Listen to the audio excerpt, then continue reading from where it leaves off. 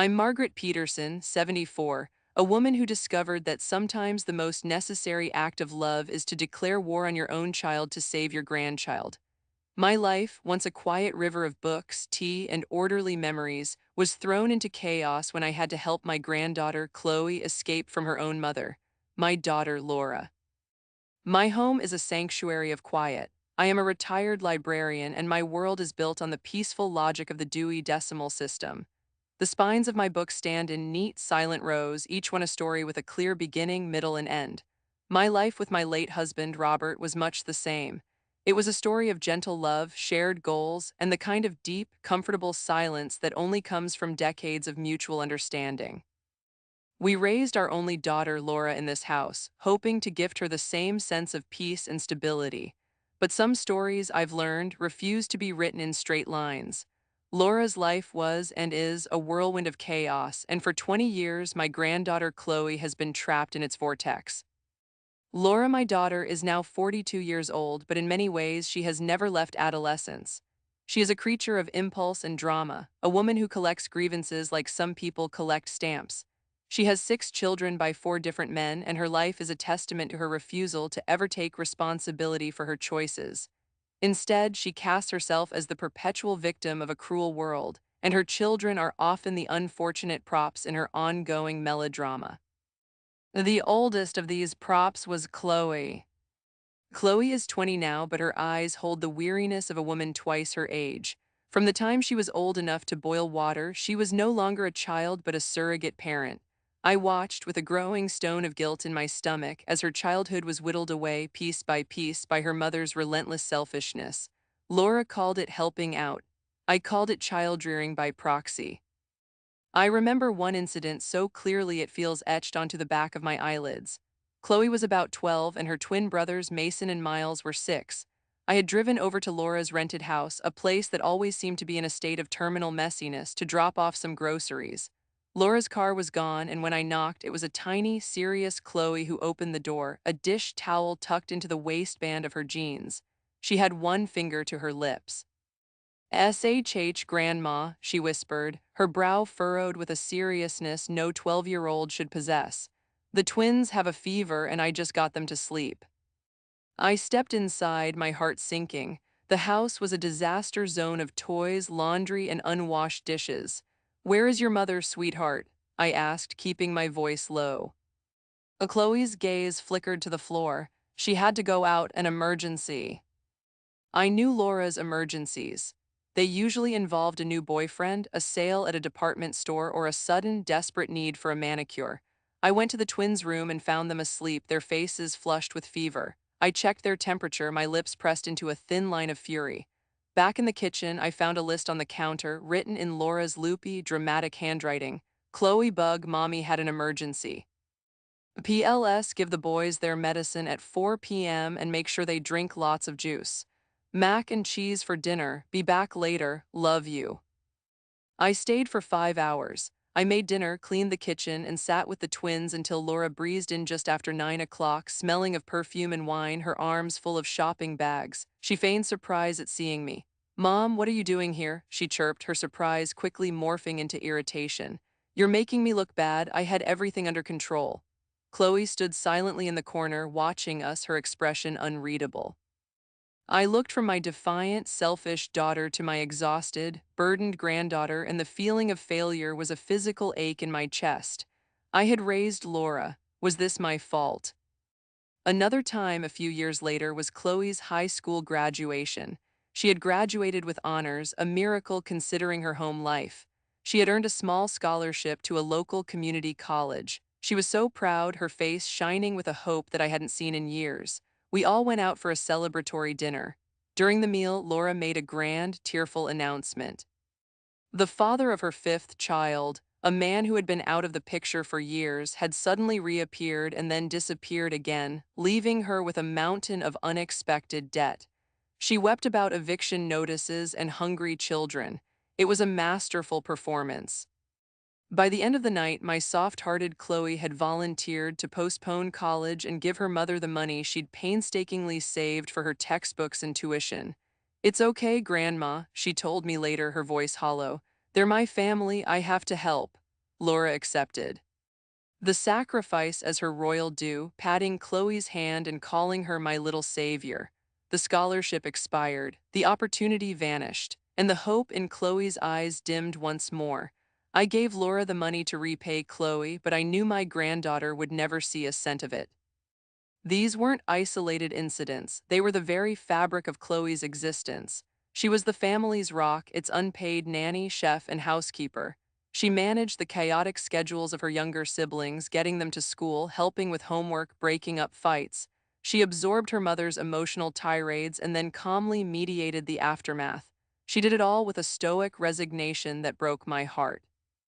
Every time I tried to intervene to suggest Laura get help or take parenting classes, I was met with a wall of furious defensiveness. "You're judging me," she would shriek. "You have no idea how hard it is. You're trying to turn my own daughter against me." So I retreated, offering support where I could, quietly slipping Chloe money for groceries, taking the younger kids for weekends to give her a break, and providing a safe, calm space in my home where she could simply breathe. But I knew it wasn't enough.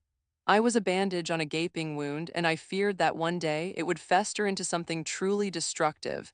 I just never imagined I would be the one to finally have to cauterize it. The beginning of the end came, as most of Laura's dramas did, with an announcement disguised as a celebration. She insisted on having a family dinner at my house. This was always a red flag. Laura only ever wanted to gather the entire clan when she had news that required an audience. My quiet home, usually a refuge from her chaos, was about to become her stage. The children arrived first, a tumbling, noisy wave of humanity. There was Chloe, 20, shepherding them all. Then came the 16-year-old Lily, perpetually plugged into her phone, the 12-year-old twins, Mason and Miles, bursting with restless energy, 7-year-old Ava, sweet and shy, and 4-year-old Leo, who clung to Chloe's leg as if it were a life raft. Chloe managed them with the practiced ease of a seasoned pro, directing them to wash their hands, mediating a squabble over a toy, and wiping Leo's runny nose, all within the first 2 minutes. Laura arrived 20 minutes later with her latest partner, a man named Rick. He was a beefy, placid man who seemed to view the chaos of Laura's life with a kind of detached amusement, as if he were watching a particularly raucous television show. He was, I suspected, the father of the next chapter in this sorry saga. Dinner was a loud, messy affair. I did my best to maintain a sense of normalcy, asking the children about school and complimenting Ava on a drawing she'd made for me. Laura, however, was practically vibrating with self-importance. She held court at the head of the table, telling a long, rambling story about a conflict she'd had with a cashier, casting herself as the brave heroine in an epic battle over an expired coupon. Rick nodded along, grunting his support at the appropriate moments. Through it all, Chloe was a ghost at the feast. She moved silently, cutting Leo's food, refilling water glasses, and responding to her mother's occasional commands with a quiet, "Yes, Mom." I watched her, and the ache in my chest sharpened. Her face was pale, and there were dark circles under her eyes that her makeup couldn't quite hide. She looked brittle, as if a strong wind could shatter her. Finally, when the plates were cleared and I was about to suggest dessert, Laura clinked her fork against her glass. "Attention, everyone, Rick and I have a little announcement to make." A hush fell over the table. The younger children looked on with vague curiosity. Lily glanced up from her phone for the first time all evening. I braced myself. Laura beamed, placing a hand theatrically on her stomach. Rick draped his arm around her shoulders, a smug grin on his face. "Well," she said, her voice trembling with manufactured emotion, "it seems our little family is about to get a little bigger. We're pregnant." The silence that followed was thick and heavy. I looked at Rick, the enabler.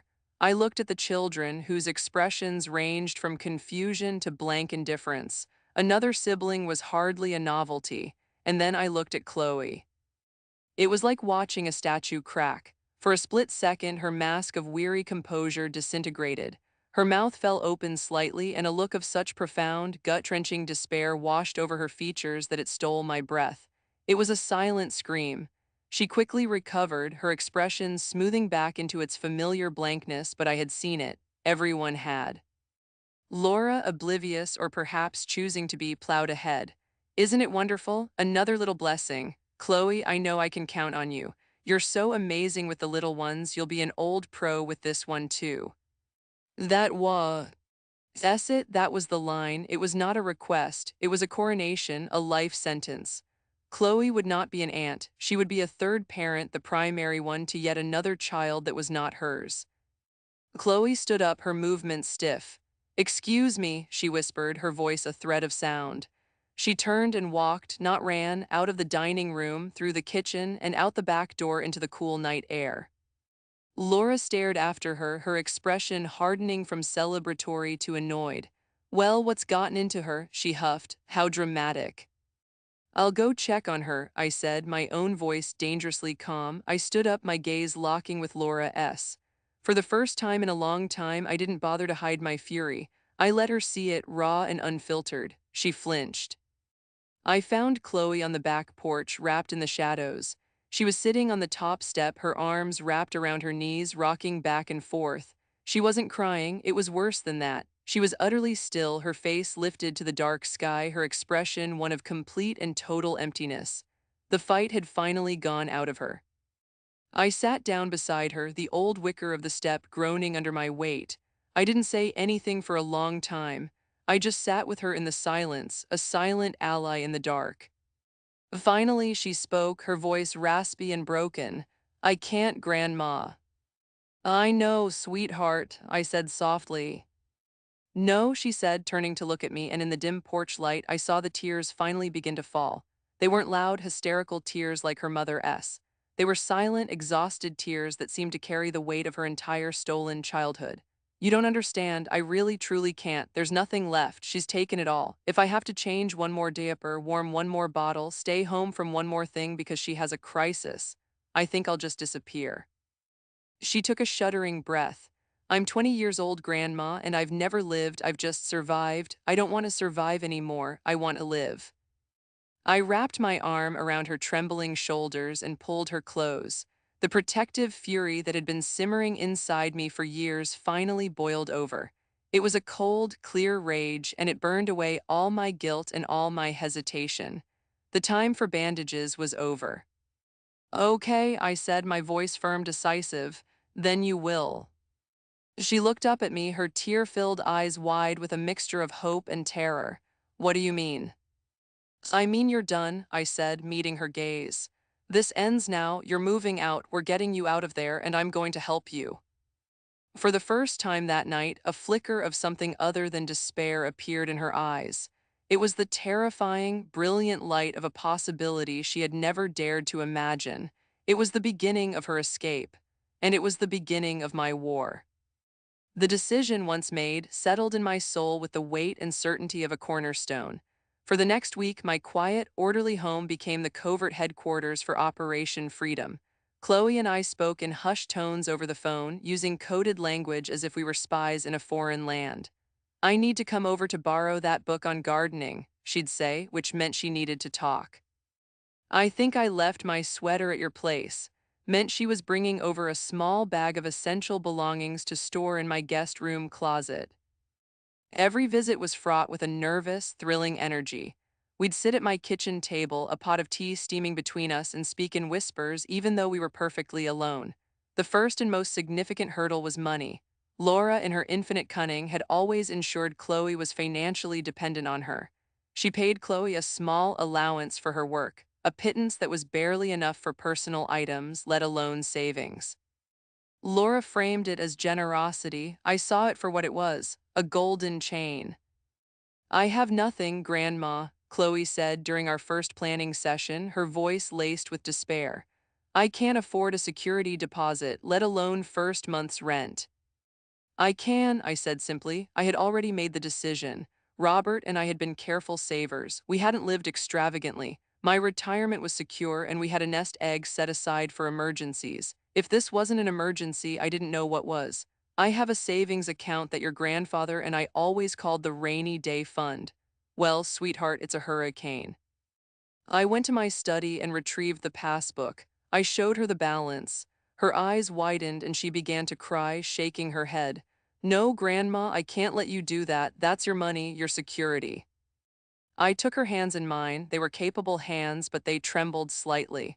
"Chloe, my security is meaningless if you don't have a future."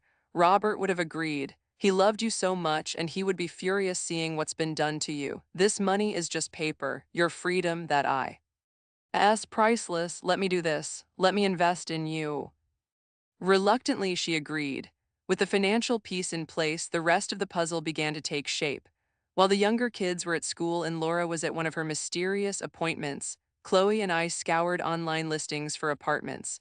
We needed something small, affordable, and most importantly, in a neighborhood far enough away that Laura couldn't just drop by on a whim. We found a promising candidate, a small studio apartment above a bookstore in a quiet, older part of the city. It was a 30-minute drive from Laura's house, a world away. I called the landlord, an older woman who sounded kind over the phone. I explained vaguely that I was helping my granddaughter, a responsible young student, find her first place. I paid the deposit and the first 2 months' rent over the phone with my credit card. It was done. The cage was open. The next step was the most dangerous: extraction. Chloe began smuggling her most precious possessions out of her mother's house, one small bag at a time. A box of books, a few cherished photos, clothes she could stuff into a backpack. Each item represented a small act of rebellion.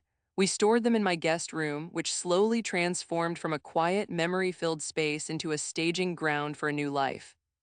Looking at the small pile of her belongings, a testament to a life lived with so little personal space, my resolve hardened. During this time, I made a crucial decision. I knew that once Chloe was gone, Laura's wrath would be biblical, and it would be directed squarely at me. I needed an ally, someone outside the emotional storm of the family. That's when I thought of Arthur Croft. Arthur had been my neighbor for 30 years. A retired family lawyer, he was a widower with a mind as sharp as a tack and a no-nonsense demeanor that I had always appreciated. He'd seen the revolving door of Laura's chaos from his living room window for decades. He de-witnessed the noisy departures of ex-boyfriends, the parade of children, and Chloe's ever-present, ever-responsible shadow. He never commented, but his sympathetic, knowing glances over the picket fence told me he understood. I invited him over for coffee one afternoon. He sat in my living room, his posture erect, his gaze direct. I took a deep breath and laid out the entire situation, from Chloe's stolen childhood to our secret escape plan. I didn't hold back. I told him about the pregnancy announcement, Chloe's breakdown, and my decision to fund her departure. He listened patiently, his expression unreadable, occasionally steepling his fingers under his chin. When I finished, the silence in the room was heavy. I felt a flicker of doubt. Had I misjudged him? Would he think me a meddling old fool? Finally, he spoke, his voice calm and measured. "Margaret," he said, "it's about damn time." The relief that flooded through me was so intense I felt lightheaded. "You're doing the right thing," he continued. "The necessary thing, but you need to be prepared. A woman like your daughter doesn't react to this kind of perceived betrayal with sadness. She reacts with aggression. She will try to burn everything down, and she will paint you as the villain." "I know," I whispered. "Good knowing is half the battle, the other half is strategy." He leaned forward, his lawyerly instincts taking over. "First, document everything. From this point forward, save every text message, every voicemail from Laura. If she emails you, print it out.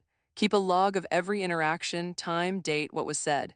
If she starts making accusations, you'll need a factual record, not just an emotional one."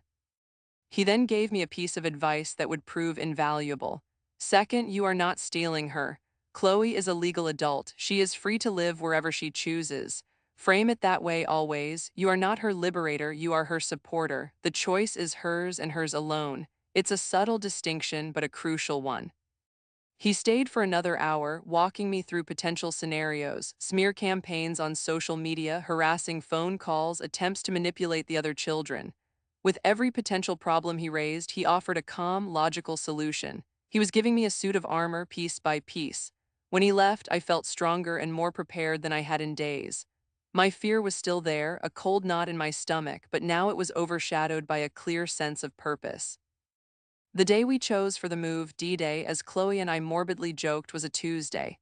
Laura had a standing all-day self-care appointment, a new agey retreat she discovered, and Rick worked a 10-hour shift. The younger kids would be at school. It was a perfect 6-hour window of opportunity. The plan was simple. I would rent a small van, we would go to the house and load the few pieces of furniture Chloe owned, a bed, a desk, a small bookshelf, and be gone before anyone knew a thing. Chloe would leave a note. A simple, clear statement of her decision. Arthur had helped her draft it. It was firm, loving, and left no room for negotiation. The night before, Chloe stayed with me. She was a bundle of nerves, pacing the guest room, chewing on her thumbnail. What if she comes home early, Grandma? What if one of the kids gets sick and has to come home from school? What if I'm wrong? What if I'm a horrible person for abandoning them? I took her by the shoulders and made her look at me. You are not abandoning them, you are saving yourself. And by saving yourself, you are showing them that it's possible to escape a life that is hurting you. That is not a horrible act, it is the bravest act I can imagine. We sat up late, drinking chamomile tea, looking through old photo albums from a time before the chaos, a time when Laura was just my little girl and the world seemed full of promise. It was a bittersweet reminder of all that had been lost, but as I looked at Chloe's face, illuminated by the soft light of the lamp, I saw the woman she was about to become. Strong, free, and for that I would face whatever storm was coming. The morning of the move was unnervingly calm. The sky was a pale, washed-out blue and the air was still. It felt like the world was holding its breath. I picked up the rental van, my hands gripping the unfamiliar steering wheel so tightly my knuckles were white. When I pulled into my driveway, Chloe was waiting on the porch, a single backpack at her feet. Her face was pale, but her chin was set with a resolve that mirrored my own. Driving to Laura's house was the longest 20-minute journey of my life. We barely spoke. There was nothing left to say. All the planning, the whispered conversations, the late-night fears, it all came down to this. As we pulled onto Laura's street, a wave of anxiety washed over me. Every curtained window looked like a spying eye. Every passing car seemed to slow down with suspicion. But the street was quiet. Laura's car was gone. Rick's truck was gone. It was time. We worked with a frantic, silent efficiency. The house, in its usual state of disarray, felt like an archaeological site of Chloe's servitude. A half-finished pile of laundry sat on the sofa. A list of chores for the younger kids was stuck to the fridge. Breakfast dishes were still on the counter. We ignored it all, focusing on our singular mission. Her room was a tiny sanctuary in the heart of the storm. It was neat and sparse. We dismantled her bed frame with practiced speed, wrapping the mattress in a plastic cover I'd brought. Her small desk, the one Robert had built for her when she was 10, was the heaviest piece. As we maneuvered it through the narrow hallway, I felt a pang of anger. This desk, a symbol of childhood and learning, had become her command center for running a household that wasn't hers. Every creak of the floorboards, every rattle of the van door sent a jolt of adrenaline through me. We were thieves in broad daylight, stealing back a life. In less than an hour, the van was loaded. Chloe's entire existence fit into a 10 by 6-foot cargo space. The last thing to do was leave the note. Chloe walked back into the silent house, her footsteps echoing. I waited in the driver's seat of the van, my heart hammering against my ribs. She emerged a moment later, her face set like stone. She didn't look back. She climbed into the passenger seat, buckled her seatbelt, and said, "Okay, let's go." I pulled away from the curb, and neither of us looked in the rearview mirror. The drive to the new apartment was a blur. Unlocking the door to her own place for the first time was a sacred moment. The room was small, empty, and smelled of fresh paint. To Chloe, it was a palace. She walked to the center of the room and slowly spun around, a real, genuine smile finally breaking through the tension on her face. "It's so quiet," she whispered, almost reverently. We spent the next few hours setting up her small kingdom. We assembled the bed, arranged the desk by the large window overlooking the street, and unpacked her books, lining them up on the windowsill. With each task, the tension in her shoulders seemed to melt away. I bought us celebratory pizzas, and we ate them sitting on the floor, using cardboard boxes as tables. For the first time, I heard Chloe laugh, a real, unburdened laugh. It was the most beautiful sound in the world. I left her that evening with a hug that conveyed all the words I couldn't say. "Call me anytime for any reason," I said. "I love you." "I love you too, Grandma," she said, her eyes shining. "Thank you." I drove home in a state of euphoric exhaustion. I had done it. We had done it. The peace lasted for exactly 4 hours. At 9:17 p.m., my phone rang. The caller ID flashed Laura. My blood ran cold. I took a deep breath, remembering Arthur's advice, be calm, be factual. I answered. Mom, the shriek that came through the receiver was so loud I had to pull the phone off. From my ear, it was not a sound of concern or sadness. It was pure, undiluted rage. Where is she? Where is my daughter? Laura, calm down, I said, my voice steady despite my racing heart. Don't you dare tell me to calm down, she screamed, her voice cracking with fury.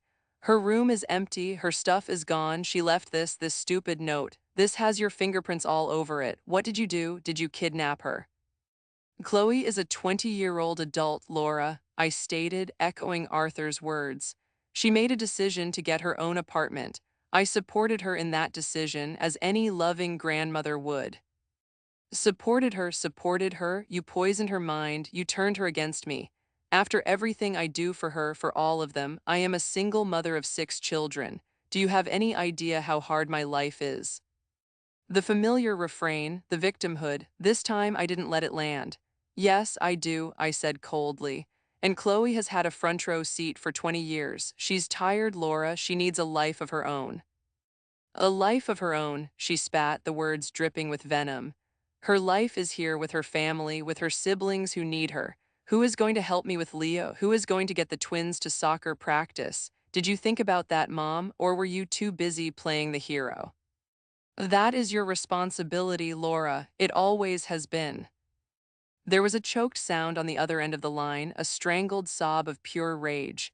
You will regret this, she hissed, her voice dropping to a menacing whisper. You have no idea what you've just done. You've destroyed this family, and I will make sure everyone knows that it was you. You and your perfect, saintly little Chloe, I will make you both pay. The line went dead. I sank into my armchair, the phone slipping from my trembling hand. The air in my quiet, peaceful house suddenly felt thick with menace. The war had begun. Laura's revenge was not a single explosive event.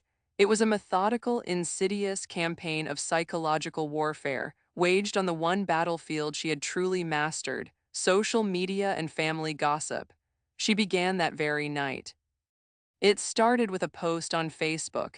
It was a picture of a younger, smiling Chloe holding one of her baby siblings. The caption was a masterpiece of manipulative prose. My heart is shattered into a million pieces, it began. My oldest daughter, my best friend, my rock, Chloe, has vanished. She was manipulated into leaving her home and her loving family by a toxic influence who has wanted to tear us apart for years. My other children are crying, asking where their big sister is, the one who was like a second mother to them. I am a single mom just trying to do my best, and now a part of my soul has been ripped away. If you know anything, please pray for her safe return.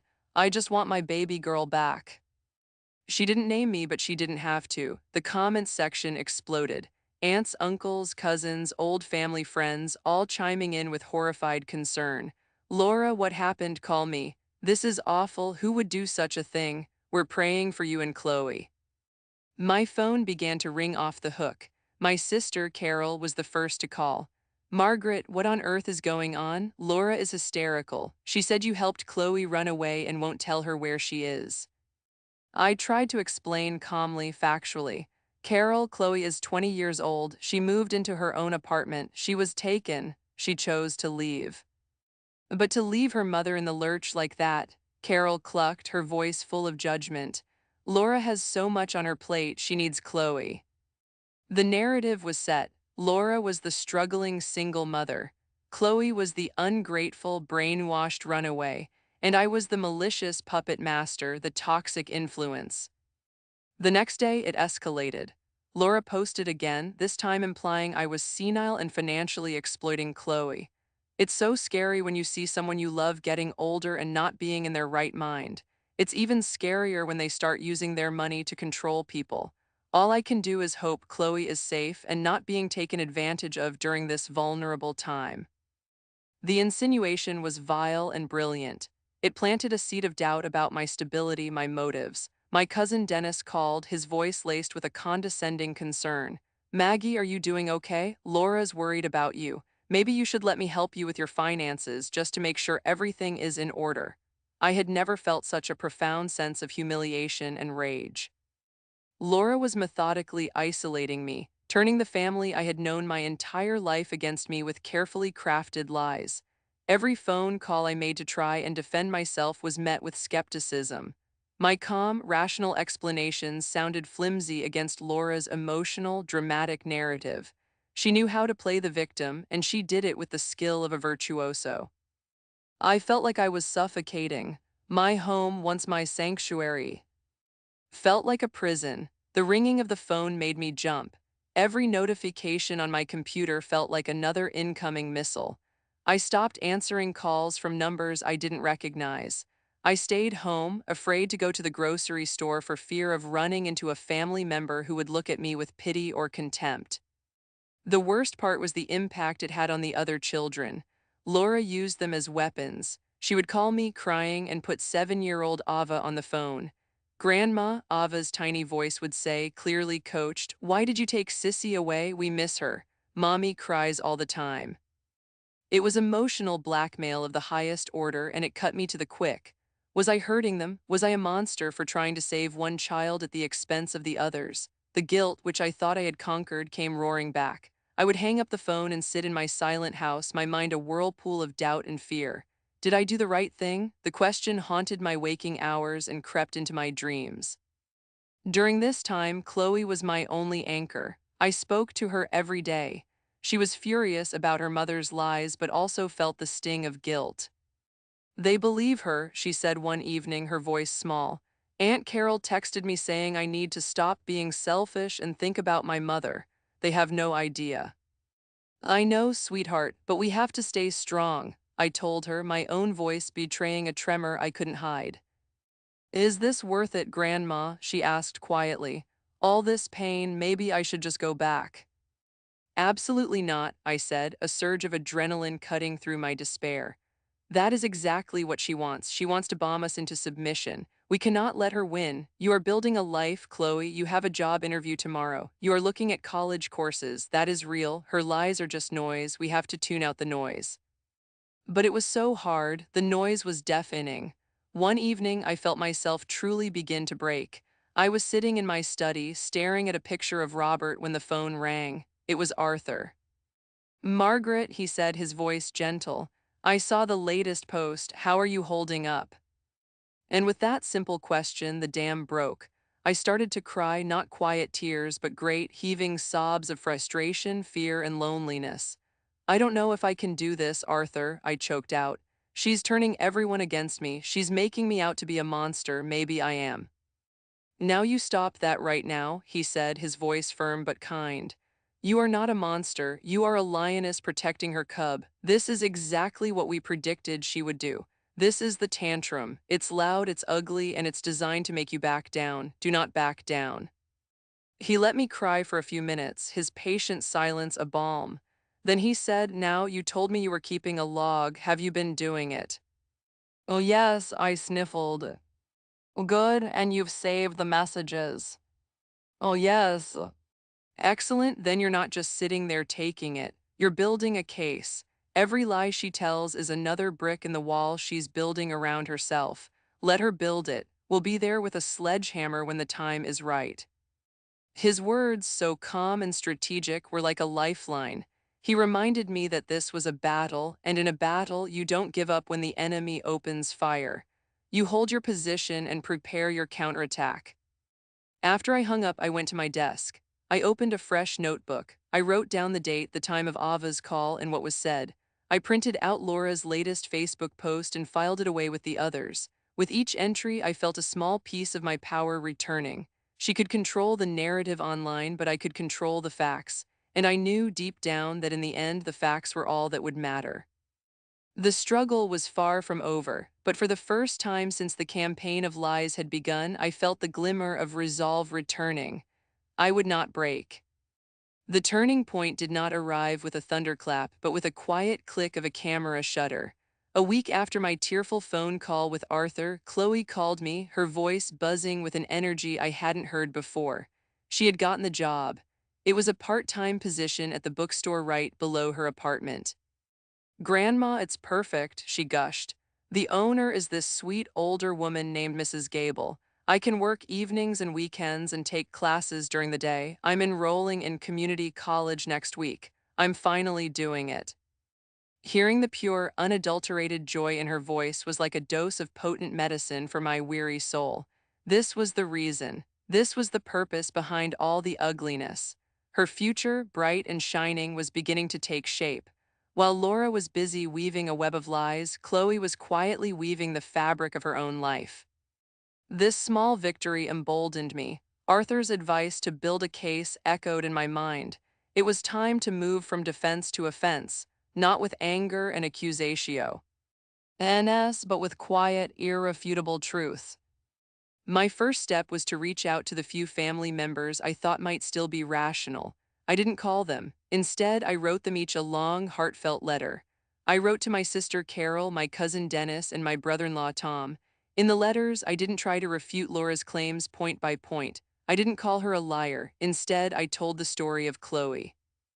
I wrote about finding her at 12 years old, caring for her 6 siblings alone. I wrote about her giving up her college savings for one of Laura's manufactured financial crises. I wrote about her 20-year-long service as an unpaid parent. I painted a picture not of Laura's malice, but of Chloe's sacrifice.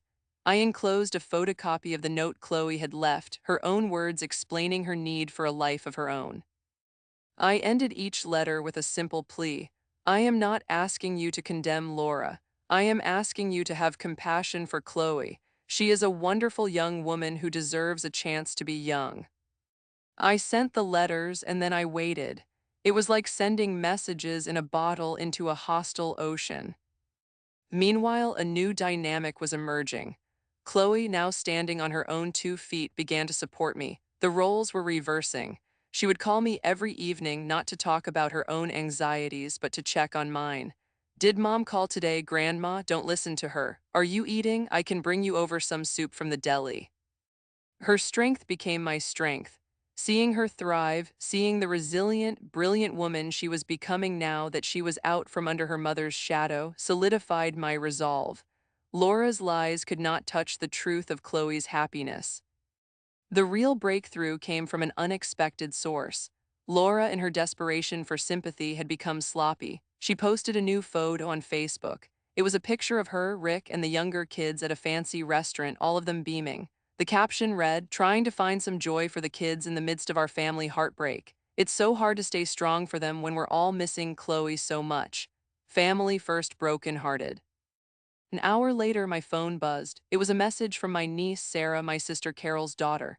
Sarah was Chloe's age and they had always been close. The message contained a screenshot of Laura's post. Underneath it, Sarah had written, "Aunt Maggie, this is getting ridiculous. My friend works at that restaurant. She said Aunt Laura and Rick were there for 3 hours last night drinking expensive cocktails.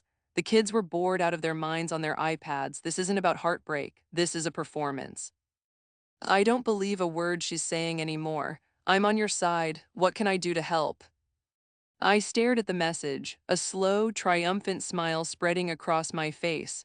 The first crack in Laura's wall of lies. I called Arthur immediately and told him everything. The letters, Chloe's progress, and Sarah's message. "Excellent, Margaret," he said, a note of satisfaction in his voice. "The tide is turning. People are starting to see the inconsistency between her narrative and her actions. Now is the time to consolidate your position. You need to arrange a meeting." "A meeting?" I asked, my stomach twisting with nerves. "Yes, not a screaming match, a mediation. You, Laura, and a few key family members, the ones you wrote to. Carol, Dennis, Tom, you invite them here to your home, neutral ground that is actually your ground. You present your side calmly. You let Chloe speak for herself if she is willing." The thought was terrifying, a direct confrontation, but Arthur was right. The online battles and whispered phone calls had to stop. This needed to be settled face to face. I spoke to Chloe about it. She was scared but resolute. "Yes," she said, "I'll be there. I'm not a child anymore. She needs to see that. They all do." So I made the calls. I invited Carol, Dennis, and Tom to my home for a family discussion the following Sunday. Then I took a deep breath and called Laura. "I'm not talking to you," she snapped when she heard my voice. I'm not asking you to talk to me, I said calmly. I'm inviting you to a conversation. Carol, Dennis, and Tom will be here, Sunday at 2 o'clock. It's time we all spoke as a family. Chloe will be here as well. She wants to speak to you. There was a long pause. I could hear the wheels turning in her head. Refusing to come would make her look unreasonable, like she was the one hiding something. Fine, she finally said, her voice dripping with resentment. I'll be there, but don't expect me to sit quietly while you slander me. I have no intention of slandering you, Laura, I said. I only intend to speak the truth. I hung up the phone, my heart pounding, but for the first time it was not with fear, it was with anticipation. I went to my desk and took out the folder where I had been keeping my evidence, the printouts of her posts, the log O. F her harassing calls, the copy of Chloe's note, and the new message from Sarah. The sledgehammer Arthur had spoken of. It was time to bring the wall down. The Sunday of the meeting, my house was unnaturally quiet. Chloe arrived an hour early, dressed in simple jeans and a blue sweater. She looked older, more confident. The weeks of freedom had been good to her. We sat in the living room, a pot of tea between us, and reviewed our plan. We would not be emotional. We would not raise our voices. We would stick to the facts. Our calmness would be our greatest weapon against Laura's predictable hysteria. Arthur had offered to be there as a neutral mediator, but I declined. This had to be family. It was the only way to truly heal the rift. My sister Carol and her husband Tom arrived first, their faces etched with anxious uncertainty. Dennis came next, looking uncomfortable and avoiding my gaze. They sat stiffly on my sofa, a panel of reluctant judges. Laura was the last to arrive, of course, making an entrance. She swept in, her face a mask of tragic bravery. She ignored me completely, her eyes landing on Chloe. "Oh, my baby," she said, her voice thick with emotion as she rushed toward her. "I've been so worried." It was her first move, an attempt to reclaim Chloe and cast herself as the loving, forgiving mother. But Chloe was no longer the same girl. She stood her ground and held up a hand, stopping Laura in her tracks. "Hi, Mom," Chloe said, her voice quiet but firm. "We can talk, but first we're all going to sit down." The unexpected resistance threw Laura off balance. She faltered, her expression flickering from grief to annoyance before she composed herself and took a seat in the armchair opposite the sofa, positioning herself as the wronged party. I sat in my usual chair, the folder of evidence on the small table beside me. I took a deep breath and began. "Thank you all for coming," I said, my voice even. "I know this has been a difficult few weeks with a lot of painful things said. I didn't ask you here to assign blame, I asked you here to listen. Because for 20 years, only one story has been told in this family, Laura's story. Today, you are going to hear Chloe's." I nodded at Chloe. This was her stage now. She sat up straighter, her hands clasped in her lap. She looked directly at Carol, Dennis, and Tom. "Aunt Carol, Uncle Tom, Cousin Dennis," she began, her voice clear and steady. "I love my mother, but I could no longer live in her house. For as long as I can remember, I wasn't just a daughter or a sister. I was a third parent. I was responsible for the cooking, the cleaning, the childcare, and for managing my mom's emotions. I did it because I love my siblings and I wanted to help. But I'm 20 years old now. It was time for me to have my own life." Laura scoffed. "A life your grandmother bought for you. You abandoned your family because she filled your head with nonsense." "Grandma didn't fill my head with anything," Chloe countered, her gaze never leaving her mother. "She listened. For the first time, someone just listened. And she offered me a life raft, and I took it. It was my choice, Mom, mine." "Chloe is right," I interjected calmly, opening the folder on the table. "This was her decision, and your response, Laura, has been to try and destroy both of us." I took out the first piece of paper. It was the printout of Laura's first Facebook post, the one about Chloe vanishing. I handed it to Carol. "Laura, you posted this at 10 p.m. You know why I know the time? Because you had just gotten off the phone with me after I explicitly told you that Chloe was a legal adult who had moved into her own apartment. She hadn't vanished. You knew exactly what the situation was, but you chose to lie to everyone for sympathy." Laura's face paled. Carol's eyes widened as she read the post and then looked at me, a flicker of understanding in her eyes. I took out the next printout, the one insinuating I was senile. I handed it to Dennis.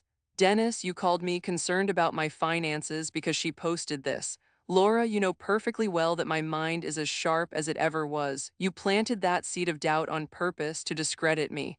Dennis had the grace to look ashamed. I continued methodically. I produced the log of harassing phone calls. I played a voicemail where Laura was screaming obscenities at me. I showed them the message from my niece, Sarah, about the heartbroken dinner at the expensive restaurant. With each piece of evidence, the atmosphere in the room shifted. The narrative Laura had so carefully constructed was crumbling brick by brick. Carol, Tom, and Dennis were no longer looking at me with suspicion. They were looking at Laura with dawning horror. Laura was unraveling. Her face was flushed, her hands clenched. "They're lies, you're twisting everything, you're all against me," she shrieked, falling back on her usual defense. "It's not a lie that I gave you M. Why college money, is it, Mom?" Chloe asked quietly, and the room fell silent. "And it wasn't a lie that I had to miss my best friend's wedding because you decided to go on a weekend trip and left me with the kids, was it? Is it a lie that you expect me to raise this next baby for you?" Laura stared at Chloe, speechless. For the first time in her life, she was being confronted with consequences, with a truth so undeniable that even she couldn't spin it. "I delivered the final blow. And then you used the children," I said, my voice cold with a righteous anger. "You put little Ava on the phone to emotionally blackmail me." I looked at Carol, a mother herself. "Can you imagine using your own child like that?" Carol visibly flinched and looked at Laura, her expression now hard. "Laura, is that true?" Laura just sat there, cornered and exposed, the silence her only confession. The war was over. The truth had won. There was no grand apology from Laura. That was never going to happen.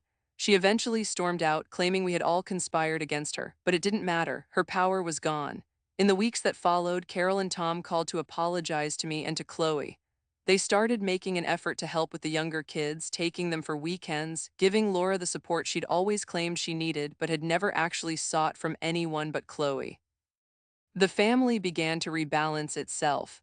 Laura, deprived of her primary scapegoat and her chief laborer, was forced to finally face her own responsibilities.